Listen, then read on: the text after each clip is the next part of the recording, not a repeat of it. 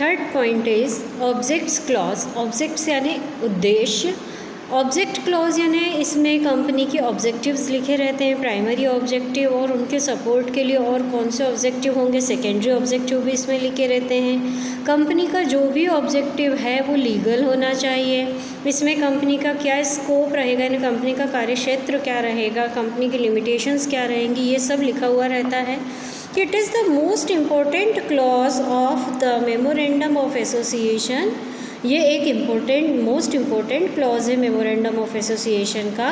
It contains the main objects of the company and other secondary objective which the company में pursue. कि इसमें main objective plus उन objectives को पूरा करने के लिए दूसरे और जो ज़रूरी ऑब्जेक्टिव हैं वो सेकेंडरी ऑब्जेक्टिव इसमें लिखे रहते हैं। This clause defines the scope and limitation of the activities of company. इन्हें कंपनी क्या क्या काम कर सकती है, कंपनी की लिमिटेशन क्या है, वो भी इसमें लिखा रहता है। The objects must be defined and stated keeping in mind the following condition. कि जब भी ऑब्जेक्टिव डिसाइड किया जा रहा है कंपनी का तो ये बातें ध्यान में रखनी चाहिए। The object of the company must be legal. कि कंपनी का उद्देश्य लीगल होना चाहिए। The object should not be contrary to provision of any law.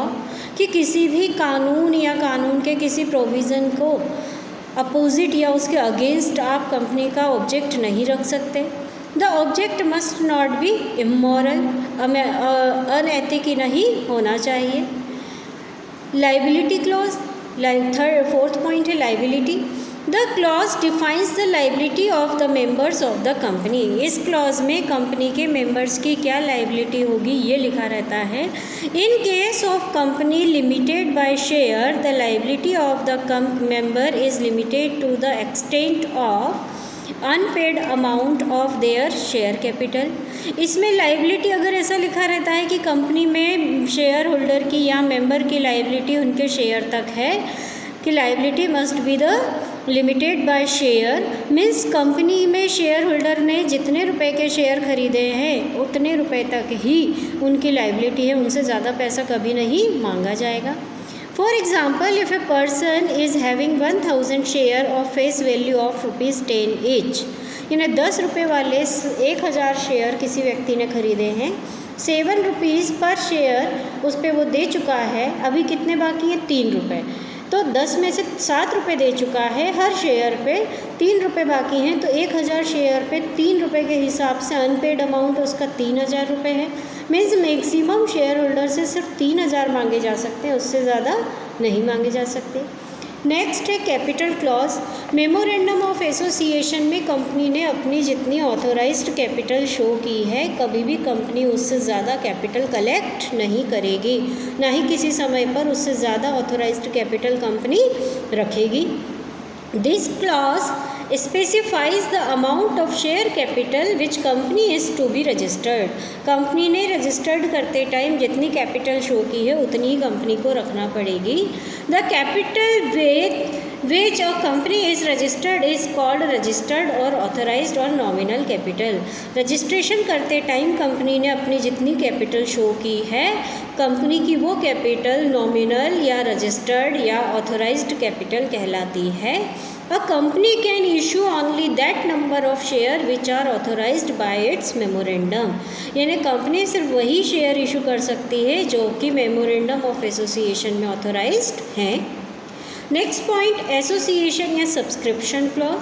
कि this clause contains the declaration by the directors stating that we the several person. यानी इस clause में director द्वारा डिक्लेरेशन किया गया है वो भी लिखा जाता है। डायरेक्टर अपनी तरफ से क्या डिक्लेयर कर रहे हैं कि we the several person whose name and address are submitted are desires of being formed into a company in accordance with memorandum of association and we undertake to take the qualification share।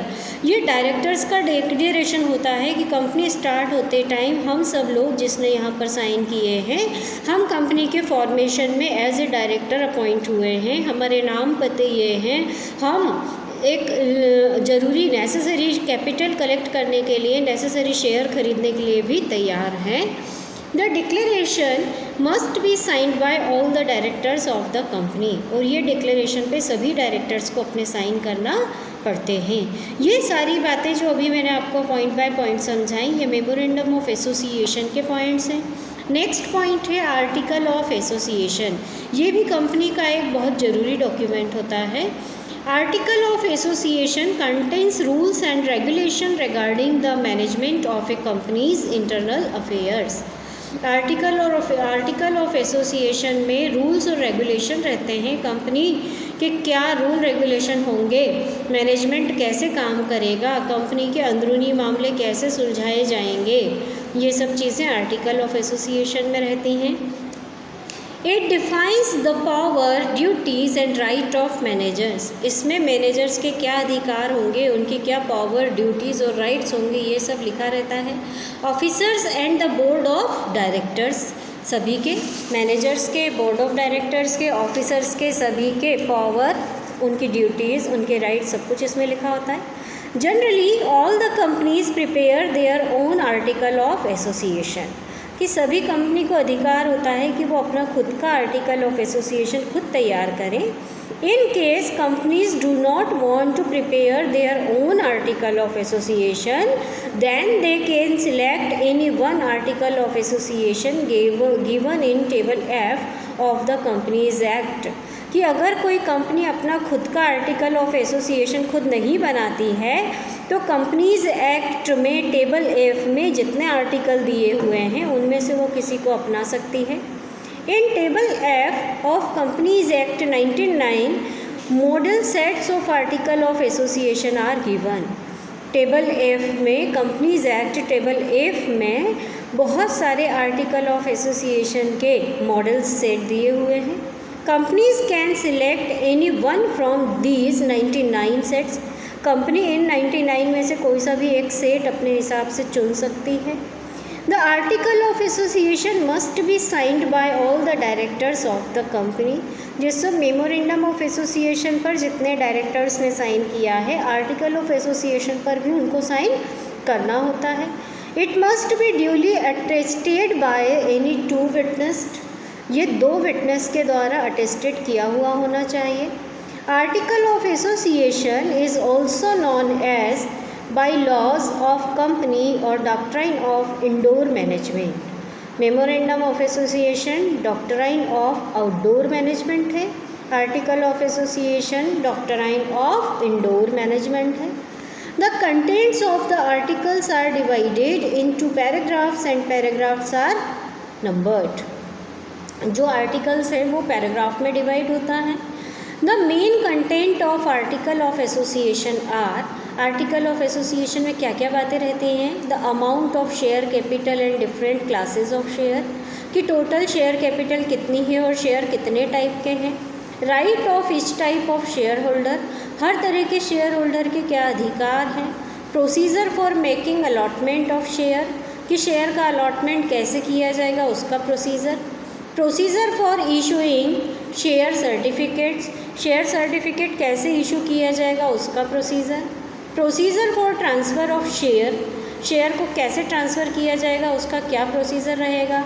Procedure for forfeiture of share, forfeiture का मतलब होता है कि जब कोई share holder amount पे नहीं कर पाता अपने शेयर्स का बकाया, तो कंपनी उसके शेयर्स को फॉरफीट कर लेती है, मतलब अपने अधिकार में ले लेती है, आगे जाके फिर वो व्यक्ति शेयर होल्डर नहीं रहता। तो फॉरफीचर का प्रोसीजर कैसा रहेगा, शेयर इशू करने का प्रोसीजर कैसा रहेगा, शेयर होल्डर से पैसा कैसे मंगाया जाएगा, ये सब बातें आर्टिकल ऑफ एसोसिएशन में लिखी हुई रहती हैं। अब इसके बाद नेक्स्ट पॉइंट